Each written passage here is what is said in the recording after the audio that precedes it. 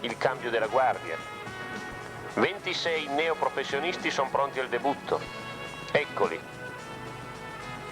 È la corsa del debutto di Beppe Saronni. Arriverà secondo dietro Freddy Martens, campione del mondo, e proporrà subito la sua candidatura al vertice dei valori del nostro professionismo, anche se deve ancora compiere i 20 anni. Manca Francesco Moser, che si è concesso un turno di riposo dopo la 6 giorni. Manca Bitossi, impegnato al Giro del Mediterraneo. E questo invece è Johan De Muynck, che allunga il passo sul Testico. Alla sua ruota Pollentier. Poi ecco la prima immagine di Beppe Saronni, guardatelo, in maglia chic. Ecco Beppe Saronni, debuttante tra i professionisti, che tiene testa in salita ai migliori arrampicatori del momento. De Muynck, Saronni, Pollentier, Freddy Martens in maglia ridata, poi un altro giovane che purtroppo sarà una meteora, Gialdini in maglia Maniflex, lo vedete, attacca e fa selezione.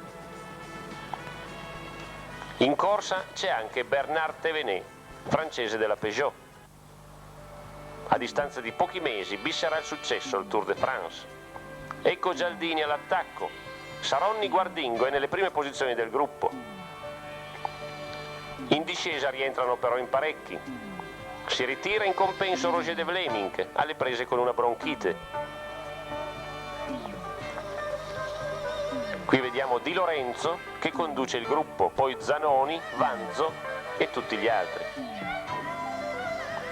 Si ferma anche Gimondi a Capomele. Pago della vittoria da 6 giorni, vuol preparare con calma il resto della stagione. Ed è proprio al secondo passaggio a Capomele, dopo la seconda arrampicata di Testico, che la corsa si decide. Scattano e se ne vanno Freddy Martens, campione del mondo, Saronni, Panizza, Pollentier, Vandi, Johansson e Algeri. È la fuga decisiva. I 7 piombano sul lungomare di Laigueglia, sul Budello che segnala l'arrivo. Un rettilineo un po' angusto e un po' stretto per una volata che troppe volte è già stata massiccia. Ecco la volata, è Pollentier che conduce con bravura lo sprint al suo capitano Martens.